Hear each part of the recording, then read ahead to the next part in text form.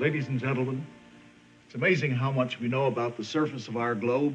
In the last 100 years, men have progressively studied this. Explorations have reached the North, the South Pole. There are really, relatively, only a few square miles left of the surface of our globe that are not known. During the same years, men have reached out into the stars. 3 times further in your lifetime and mine, 3 times further into space than men have ever been able to go before. Amazing knowledge we have of that and of this. What's inside this globe? What is there beneath our feet as we stand on the earth? No one knows, of course, and science ponders about it, and all men are curious, but no one knows. Primitive man, going into caves, reaching back and down, wondered what lay beyond, and in terror he fled out. And he remembered strange sighs and noises. Now you go back to Mesopotamia in the beginning of Western civilization, and you have the great hero Gilgamesh going down into the underworld. And so too with the Greeks. All down through time, religions of the past have postulated the existence of this inner habitable world. All through the Middle Ages, people believed of something under the surface. Dante, the great Dante, saw a great cone-like cavity stretching down to the very center of the earth. There's nothing new about this. It's as old as man, this belief that under the surface there may be areas inhabitable by man. And in our time, and in the last 100 years, there have been a number of theories, very curious and strange theories about what goes on in the center of our planet. This is a very famous and interesting and odd one.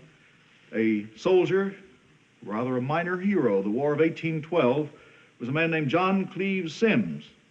And he had a sudden idea that inside our world, like onion layers, there were globes within globes, 5 of them, some of them inhabited, and that if you were to travel up through the icy wastes of our world, the northwest edge of Siberia, you could go down through a hole and go successively to these various spheres.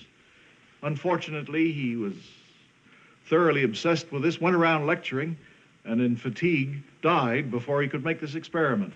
Now here's another theory much closer to us. This is 1870 about. A young American physician named Cyrus Reed Teed had a revelation. We are not living on the outside of the globe, said Teed, but on the inside. That when we think we're looking out at the sun, we're really looking in at the sun. Strange, strange, questing mind of man that tries to find answers to things that he can't understand. This was a theory by Karl Neupert in Germany in the 1920s. He again imagined that we're living on the inside rather than the outside of the globe.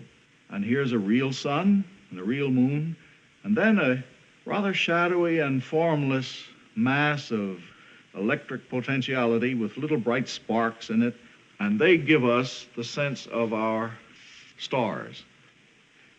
And so in this picture you're about to see, you'll see the culmination of a long series of such desires to look into the earth. One might well believe philosophically that some ancient culture, engulfed by a great and tremendous upheaval of nature, might linger on in some pocket of earth. This is science fiction, of course. It's a fiction. It's a fable beyond fiction. For I think if you'll study this picture and think about it when it's over, you'll realize that this is something more than just a story told. It's a fable with a meaning and a significance for you and for me in the 20th century. Thank you and goodbye.